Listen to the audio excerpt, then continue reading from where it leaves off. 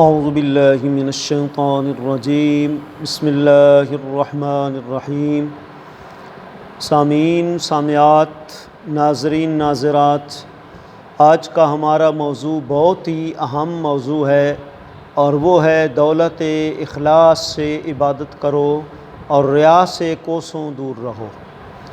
ہمارا معاشرہ اس ٹائم تقریباً 90% خواہ وہ عبادات ہیں، خواہ وہ معاملات ہیں، خواہ وہ معاشیات ہیں، کوئی بھی شعبہ ہے زندگی میں سے شعبہ ہے، اس میں ریا کا دخل بہت زیادہ ہو چکا ہے۔ ذہن میں رکھیں، ایک ہی چیز تھی جس کے سامنے شیطان ملعون جھکا، ورنہ وہ کسی چیز کے آگے نہیں جھکا۔ اللہ نے قرآن مجید میں بیان کیا کہ اس نے کہا فَبِعِزَّتِكَ لَأُغْوِيَنَّهُمْ أَجْمَعِينَ إِلَّا عِبَادَكَ مِنْهُمُ الْمُخْلَصِينَ۔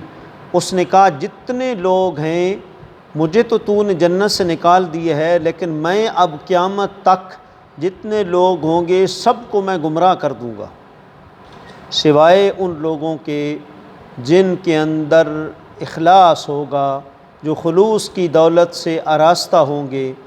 تو اس لیے بھائی کوئی بھی عمل کرنا ہے آپ نے، ریا میں بظاہر بڑی لذت ہے، ملےدار دیکھتے ہیں، دکھلاوا عام ہوتا ہے، شیطان خوش ہوتا ہے وغیرہ معاملات، لیکن ذہن میں رکھیں کہ آخرت کو ہم نے دیکھنا ہے کہ کون سی چیز ہمارے پاس محفوظ رہے گی، جس کی قیامت والے دن قدر و قیمت ہوگی، اور کون سی چیز ہوگی جو ہم نے لوگوں کے لیے کر دی، لوگوں کے حوالے کر دی۔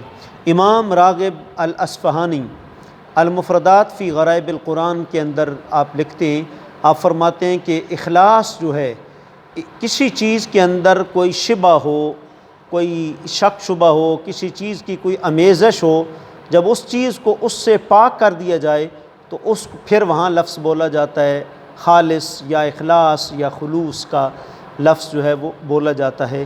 تو جب ہم نے عبادت کرنی ہے تو اس میں یہ ہم نے ذہن میں رکھنا ہے کہ یہ پرستش ہم نے فقط اللہ کی رضا کے لیے کرنی ہے، اللہ کو دکھلاوے کے لیے کرنی ہے، کسی کے رضا جوئی کے لیے، کسی کے دکھلاوے کے لیے، کسی کے سنانے کے لیے ہم نے یہ نہیں کرنی ہے۔ اگر ہم نے کسی کے لیے کیا وہ وقتی طور پر تو عبادت ہو جائے گی، لیکن قیامت والے دن شرمساری کے سوا اور کچھ نہیں ہوگا۔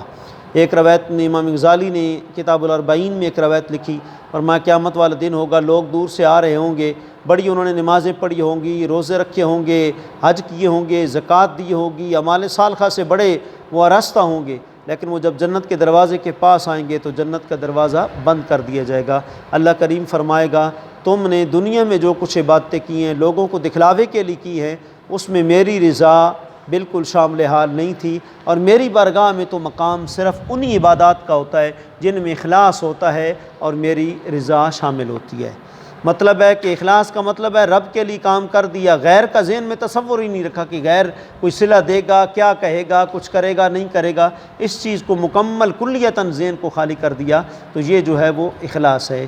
اور دیکھیں ایک روایت ہے شعب الایمان 5ویں جلد اور رقم الحدیث ہے 6813، یہ بڑی مشہور اہم روایت ہے۔ حضرت ابو دردہ رضی اللہ تعالیٰ عنہ کہتے ہیں کہ آقا علیہ الصلوۃ والسلام نے ارشاد فرمایا کسی نیک عمل کو باقی رکھنا نیک عمل کرنے سے زیادہ دشوار ہے۔ کسی نیک عمل کو باقی رکھنا نیک عمل کرنے سے زیادہ مشکل ہے۔ فرمایا ایسے ایک شخص تنہائی میں نیکی کرتا ہے، مثال کے طور پر نفل نماز گھر میں پڑھتا ہے، یا اولیاء کرام چلہ کشی کرتے تھے جا کر جنگلوں میں، تو جب وہ تنہائی میں ایک نیک عمل کرتا ہے تو اللہ کریم اس کے نامہ اعمال میں 70 نیکیاں لکھ دیتا ہے۔ لیکن شیطان دشمن ہے، یہ ہمارا غالی دشمن ہے۔ ان شیطان للانسان عدو مبین، شیطان کھلا دشمن ہے۔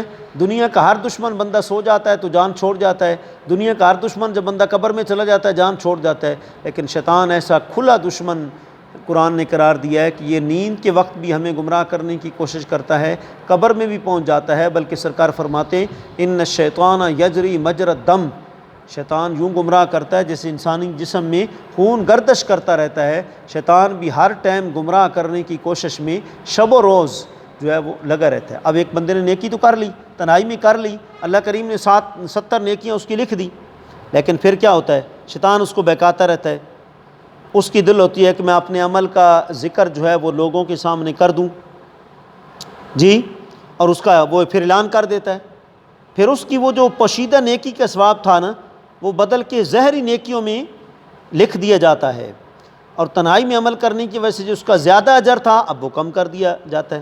شیطان اس کو مسلسل ورگلاتا رہتا ہے، گمراہ کرتا رہتا ہے، حتیٰ کہ وہ چاہتا ہے کہ اس کی نیکی کا ذکر کیا جائے اور اس نیکی پر اس کی تعریف کی جائے۔ آج بھی لوگ کہتے ہیں، مسجدوں کی انتظامیہ دیکھ لو، مدارس کی انتظامیہ دیکھ لو، اور نیکی کے کام کرنے والے ویلفیئر سوسائٹیاں دیکھ لو، جو کام کرتی ہیں ان کی کوشش ہوتی ہے کہ ہمارا کسی نہ کسی بہانے ہمارا نام آئے، ہمارا ذکر ہے۔ یہ بہت خطرناک چیز ہے۔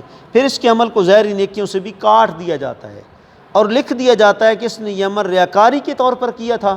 تو جو شخص اللہ تعالیٰ سے ڈرتا ہے وہ اپنے دین کی حفاظت کرتا ہے، بے شک ریاکاری شرک ہے، وہ اپنے آپ کو ریاکاری سے بچا کے رکھتا ہے اور نیک اعمال میں اپنے آپ کو جو ہے وہ لگا کے رکھتا ہے۔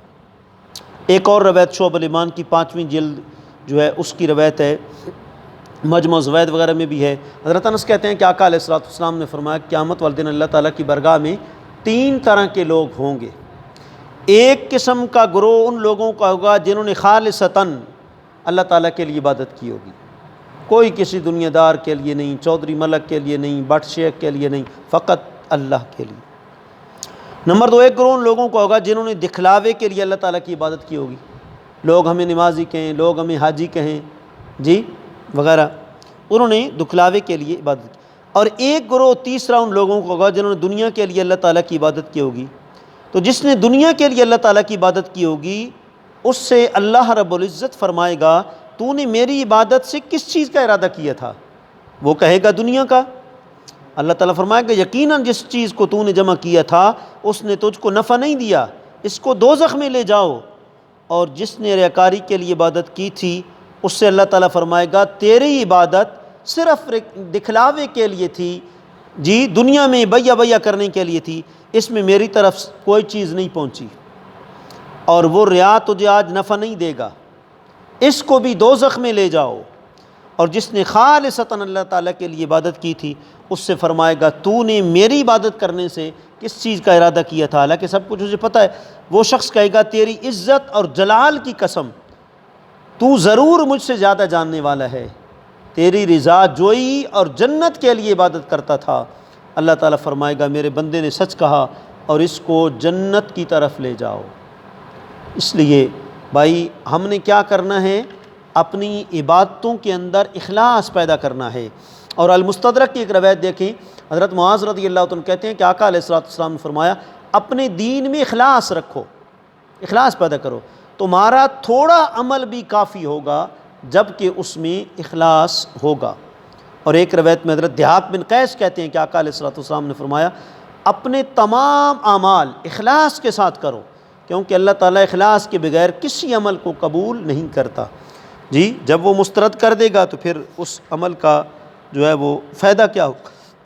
اور دیکھیں فیض القدیر کی پہلی جلد صفحہ 414 اور 15 پر علامہ عبدالرؤف منامی رحمۃ اللہ تعالیٰ علیہ امام غزالی حجت الاسلام کا قول نقل کرتے ہیں، آپ نے فرمایا عبادت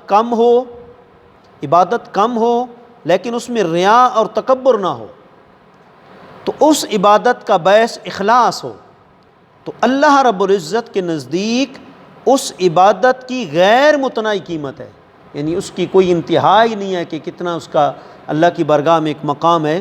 اور عبادت بہت زیادہ ہو لیکن اخلاص سے خالی ہو تو اللہ تعالیٰ کے نزدیک اس کی کوئی قیمت اور کوئی حیثیت نہیں ہے، الا یہ کہ اللہ تعالیٰ اپنے لطف و کرم سے اپنے فضل سے اس کی تدارک کی کوئی سبیل پیدا فرما دے۔ اس لیے اہل بصیرت زیادہ عمل میں کوشش نہیں کرتے بلکہ اخلاص کی کوشش کرتے ہیں، جیسے کہ ہم نے اپنے پیر و مرشد قبلہ پیر سردار احمد صاحب دامت برکاتہم العالیہ میں جب بھی دیکھا اخلاص ہی دیکھا، ریا سے اپنے آپ کو دور رکھتے ہوئے دیکھا۔ تو امام غزالی فرماتے ہیں کہ قدر و قیمت صاف شفاف اور سیکل چیز کی ہوتی ہے، کثرت کی نہیں ہوتی بلکہ اخلاص کی کوشش کرتے ہیں، کثرت کی نہیں ہوتی۔ ایک سچا موتی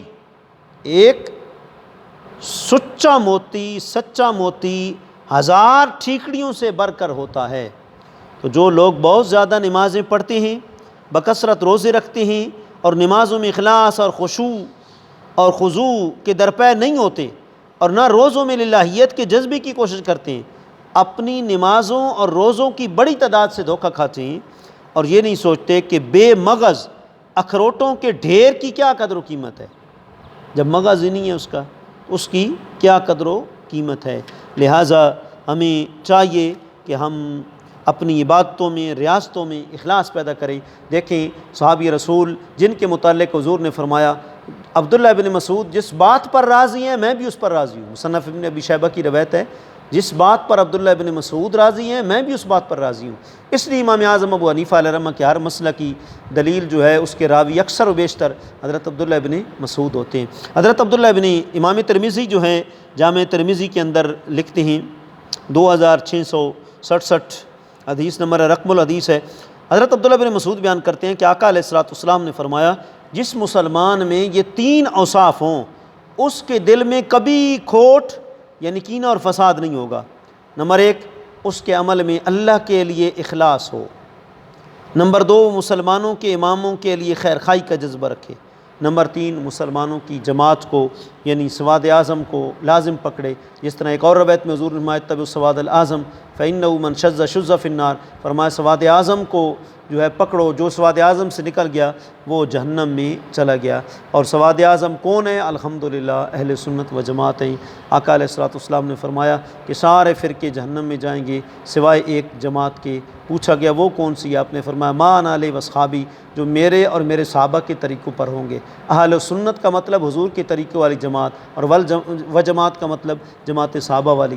جی تو اللہ کریم آپ کو ہم سب کو اخلاص کی دولت سے آراستہ فرمائے۔ دیکھیں ریا ہے، ایک بندہ نیکی نہ کرتا تو گناہ تو نہ لکھا جاتا نا، ایک بندہ نیکی کر رہا ہے اس میں دکھلاوا پیدا کر رہا ہے تو وہ تو ساری نیکی کو ضائع کر رہا ہے۔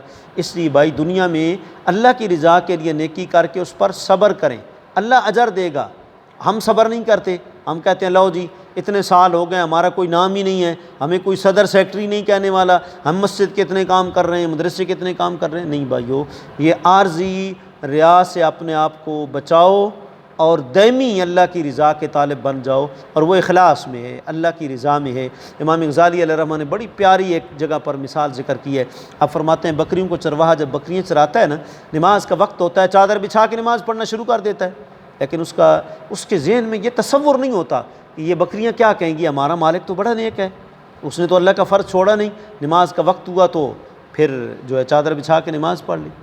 جی تو اسی طریقے سے بندے کو کسی سے طمع لالچ نہیں رکھنی چاہیے، اللہ کی رضا کے لیے کام کرنا چاہیے۔ آخر میں اور ایک روایت الکامل المرد من امثال عرب کے اندر موجود ہے، ام المومنین حضرت عائشہ صدیقہ رضی اللہ تعالی عنہا فرماتی ہیں کہ آقا علیہ الصلوۃ والسلام نے فرمایا کہ 2 طرح کے لوگ ہوں گے، کچھ میری امت میں وہ لوگ ہوں گے جو کام کریں گے اور ان کا مقصد کیا ہوگا کہ لوگ راضی ہو جائیں، رب راضی ہوتا ہے یا نہیں۔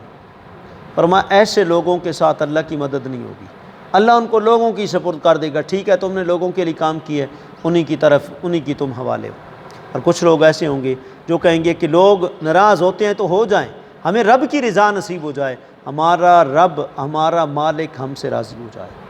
حضرت شیخ امام المحدثین حضرت شیخ عبدالحق محدث دہلوی رحمہ نے اشرۃ العلمات میں لکھا، فرمایا کہ فرشتے جب اللہ کی بارگاہ میں حاضر ہوتے ہیں، یا اللہ یہ ہم نے فلاں کی نیکی لکھی ہے، فلاں کو نماز پڑھتے دیکھا، فلاں کو ہم نے حج کرتے دیکھا، زکوٰۃ ادا کرتے دیکھا وغیرہ، اللہ فرماتا القتل کا صحیفہ، یہ اس کے نام اعمال سے نکال دو۔ یا رب العالمین ہم نے دیکھا ہے عمل تو پھر ہم نے لکھا ہے۔ فرمایا تم نے ظاہر دیکھا ہے، وہ بظاہر تم میرے لیے عبادت کر رہا ہے لیکن حقیقت میں اس کے لیے دکھلاوا ہے، اور میری نظر باطن پر ہوتی ہیں۔ جو میری رضا اور اخلاص کے ساتھ کام کریں گے، فرمایا میں انہیں کی قبول کروں گا اور انہوں کو قیامت والے دن جزا دوں گا، اور جو میری رضا کے لیے نہیں کریں گے ان کو قیامت والے دن کوئی عمل نہیں ملے گا۔ بڑی مشہور روایت ہے، آپ نے سنی ہوگی شہید کے بارے میں، حافظ کے بارے میں، سخی کے بارے میں، قیامت والے دن تینوں کو لایا جائے گا، کہا جائے گا تم نے کس لیے عمل کیا؟ وہ کہیں گے تیری رضا کے لیے۔ اللہ فرمائے گا جھوٹ بولتے ہو تم نے جام شہادت نوش کیا ہے، جو ہے کفر کے سامنے تم نے جنگ کی، ایسی لوگ مجھے بڑے بہادر کہیں گے،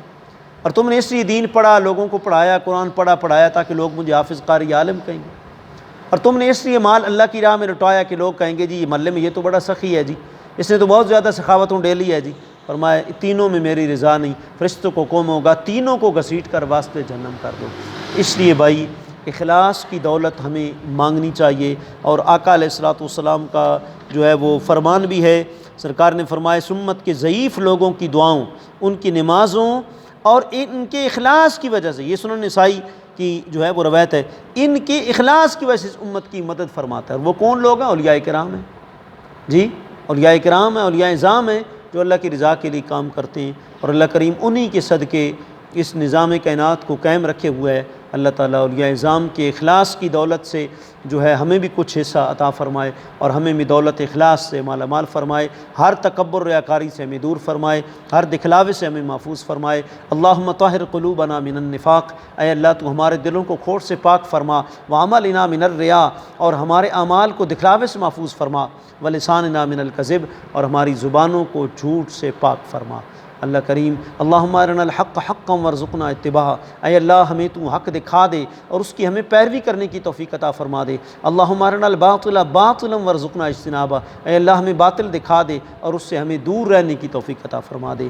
اللہ کریم کی بارگاہ میں دعا ہے اللہ ہمیں اخلاص کی دولت سے آراستہ فرمائے جی، اخلاص ہی کی دنیا آخرت میں قدر و قیمت ہے، اللہ ہمیں مخلص بننے کی توفیق عطا فرمائے۔ اللہم اجعلنی من التوابین واجعلنی من عبادک المخلصین۔